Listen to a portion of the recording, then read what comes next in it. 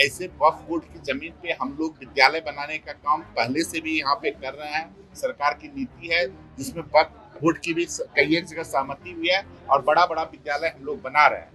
लेकिन वक्फ बोर्ड के बारे में जो जानकारी आप दे रहे हैं, इसकी पूरी जानकारी तो नहीं है, लेकिन आज के पेपर में हम लोगों के राष्ट्रीय अध्यक्ष ने पूरी जानकारी आप लोगों को दिया है।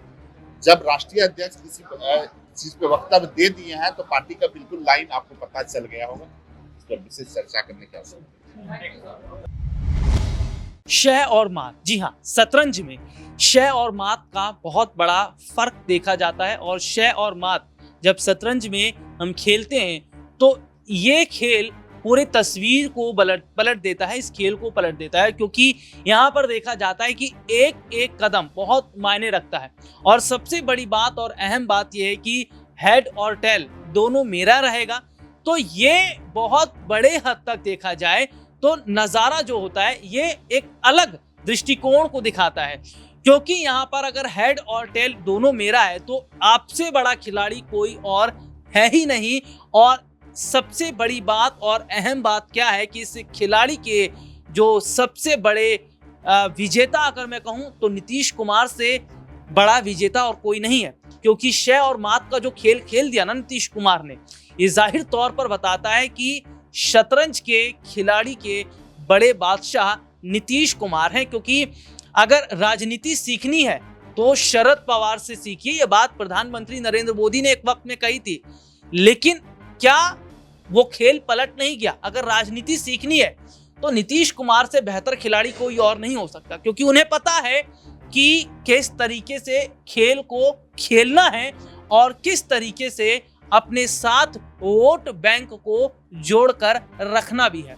पूरे देश भर में हम देख रहे थे कि हल्ला कट रहा था कि वक्फ बोर्ड में संशोधन हो रहा है। सरकार ये संशोधन करके मुसलमानों के अधिकारों को खत्म कर रही है। सरकार वक्फ बोर्ड में हस्तक्षेप क्यों कर रही है? सभी लोग सवाल तो यही कर रहे थे कि नीतीश कुमार चुप क्यों हैं?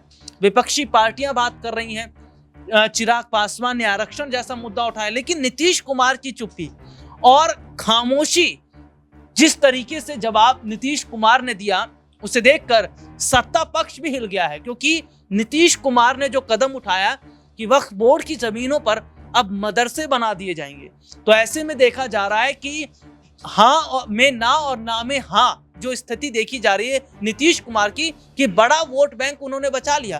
क्योंकि बिहार में विधानसभा के चुनाव होने वाले हैं और चुनाव से पहले नीतीश कुमार इस बात को भली भांति समझ रहे हैं कि सत्ता और वोट दोनों कितना अहम रखता है उनके लिए, चुनावों के लिहाज से भी और आगे राजनीतिक भविष्य के हिसाब से भी।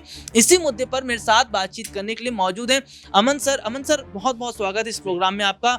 और अमन सर, हम देख रहे थे कि चर्चा चारों तरफ वक्फ बोर्ड को लेकर हो रही थी कि संशोधन किया जा रहा है, वक्फ बोर्ड के पास जो जमीनें हैं उसके कागजात उनके पास नहीं है, वो लीगल नहीं है और सरकार जो है उन जमीनों को अपने पास कर रही थी। लेकिन हम देख रहे हैं कि बिहार में भी बहुत बड़े हद तक मुसलमानों का जो बड़ा वोट है वो नीतीश कुमार को मिलता रहा है और नीतीश कुमार की खामोशी कहीं ना कहीं वोट बैंक उनका अलग कर रही थी। लेकिन ये बड़ा ऐलान उन्होंने कर दिया कि जो वक्फ बोर्ड की जमीन है उस पर मदरसे खोले जाएंगे।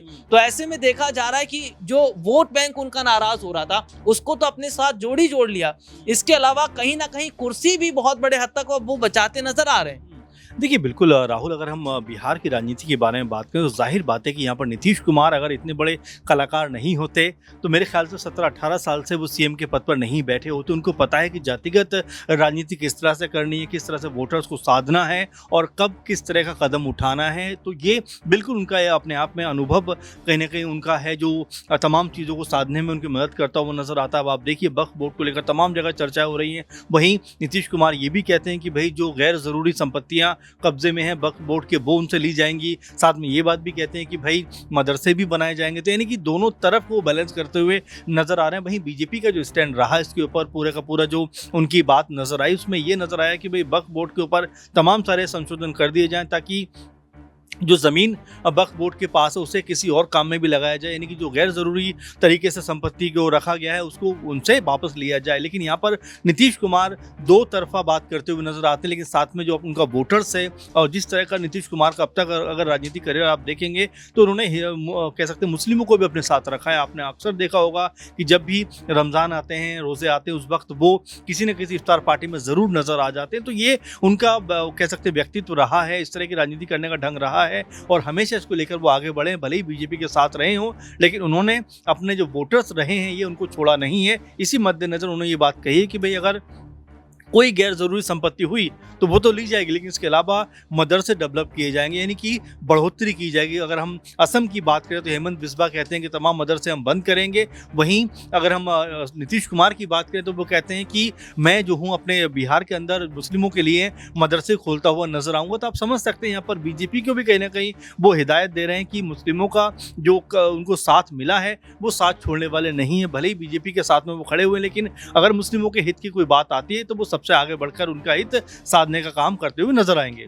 सर मैं यहीं से एक सवाल लेना चाहूंगा। अभी आप हेमंत बिश्व शर्मा का जिक्र कर रहे थे, उसमें एक नाम और मैं जोड़ना चाहूंगा, उत्तर प्रदेश के मुख्यमंत्री योगी आदित्यनाथ का, जिनकी छवि कट्टर हिंदूवादी के तौर पर मानी जाती है। उत्तर प्रदेश में हमने देखा है कि तमाम मदरसों को बंद करने का काम, मदरसों पर बुलडोजर चलाने का काम ऐसा किया गया है। लेकिन दूसरी तरफ हम देख रहे हैं कि नीतीश कुमार जो एनडीए की सहयोगी पार्टी हैं और एक बड़ा चेहरा भी हैं, और वो क्या बीजेपी के खिलाफ जाकर ये काम कर रहे हैं जहां सरकार जो है इन तमाम चीजों को बंद कर रही है। जी जी जी राहुल, मैं यही कहूंगा कि देखिए सहयोगी दलों की अपनी एक आइडियोलॉजी होती है, वो बीजेपी के जैसा नहीं सोच सकते, आपको मान के चलना पड़ेगा। अब जयंत चौधरी के बारे में आप देखिए कि भले ही एनडीए का हिस्सा हैं, लेकिन जैसी नेम प्लेट की बात आती है तुरंत इसकी मुखालफत करते हुए नजर आ जाते हैं। यहाँ तक कहते हुए दिखाई पड़ते हैं कि भाई आपके नाम अपने कुर्ते पर लिखवा के हम घूमें। तो ये तमाम जो बातें ये बताती हैं कि बीजेपी के साथ होकर भी वो अपनी विचारधारा के साथ में कोई समझौता नहीं करना चाहते। कुछ वैसा ही नीतीश कुमार भी कहते हुए नजर आते हैं, करते हुए नजर आते हैं कि भाई अगर वक्त के पास में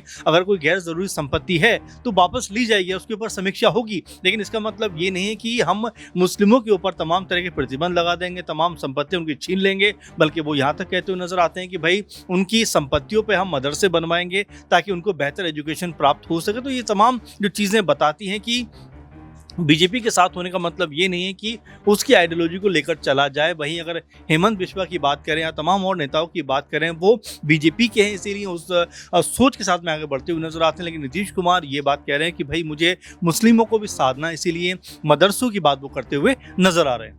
बहुत बहुत शुक्रिया सर। और देखिए सर ने जिक्र किया हेमंत बिश्व शर्मा का। वाकई हेमंत बिश्व शर्मा जो जाने जाते हैं अपने कट्टर हिंदूवादी छवि के लिए, और किस तरीके से हमने देखा कि एक खास वर्ग को हमेशा से वो टारगेट करते रहे।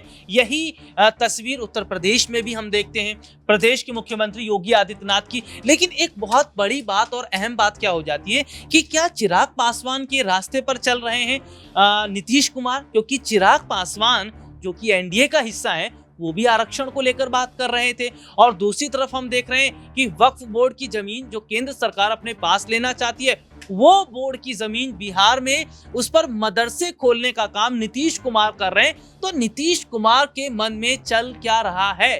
क्या नीतीश कुमार अभी भी ऐसा तो नहीं सोचकर बैठे कि प्रधानमंत्री बनने का एक चांस और लेकर देख लेते हैं? इसी मुद्दे पर हमारे साथ बातचीत करने के लिए मौजूद है हमारे खास सहयोगी दिनेश। और दिनेश, बहुत बहुत स्वागत है इस प्रोग्राम में आपका। और चर्चा अगर हम बिहार की कर रहे हैं तो नीतीश कुमार का जिक्र करना जरूरी है, क्योंकि वक्फ बोर्ड को लेकर विपक्ष हल्ला मचा रहा था, और अगर हम बात करें तो सबकी तरफ से प्रतिक्रिया आई थी, लेकिन नीतीश कुमार की खामोशी बहुत कुछ कह रही थी। और वैसे में नीतीश कुमार ने एक ऐसा दांव चल दिया है जो विपक्ष ना कुछ उनका विरोध कर पा रहा, ना सत्ता पक्ष विरोध कर पा रहा है, कि जो वक्फ बोर्ड की जमीन है उस पे मदरसे खोलने का काम। तो क्या अपना वोट बैंक बचाने के साथ साथ आगे पीएम बनने का भी सपना क्या नीतीश कुमार लेकर चल रहे हैं? क्योंकि पीछे जब इंडी गठबंधन के साथ थे तो उनका ये सपना था, वो पूरा उस वक्त नहीं हो पाया था। देखिए यहाँ पर राहुल, जिस तरीके की ये बयानबाजी जो हो रही है, ये आगामी वक्त के विधानसभा चुनाव को साधने के लिए हो रही है। वक्फ बोर्ड का जो पूरा मामला है, इसको सरकार तो पूर्णतया से यहाँ पर राजनीतिक रूप देना चाहती है, लेकिन ये हिंदू और मुसलमान का मुद्दा नहीं है।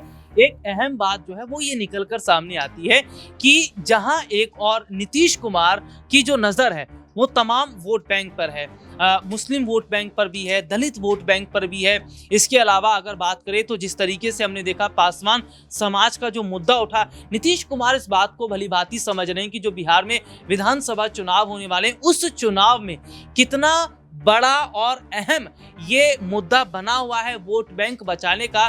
क्योंकि केंद्र के स्तर पर आप चाहे जो भी काम करें, लेकिन राज्यों में अगर देखा जाए तो वहां की सरकारों को सोचना पड़ेगा, और नीतीश कुमार इस बात को समझ रहे हैं, तभी इतने वक्त से बिहार में मुख्यमंत्री के पद को संभाल रहे हैं। अब क्या नीतीश कुमार ने जो तोहफा दे दिया मुसलमानों को, क्या वाकई एक बड़ा वोट बैंक उन्होंने अपना फिर से मजबूत तो किया, लेकिन कहीं ना कहीं उन्होंने अपनी सत्ता या अपनी कुर्सी जो बचाने की कोशिश है उसमें वो कामयाब होते भी नजर आए? क्या लगता है आप लोगों को? आप लोग इस मुद्दे पर अपनी राय रख सकते हैं, और ऐसे ही तमाम मुद्दों को लेकर हमेशा से हम आते रहे हैं। और फिलहाल आज के लिए मुझे इजाजत दीजिए। देश और दुनिया से जुड़ी तमाम बड़ी खबरों को देखने के लिए हमारे चैनल नेक्स्ट 9 पॉलिटिकल बाइट के साथ जुड़े रहिए।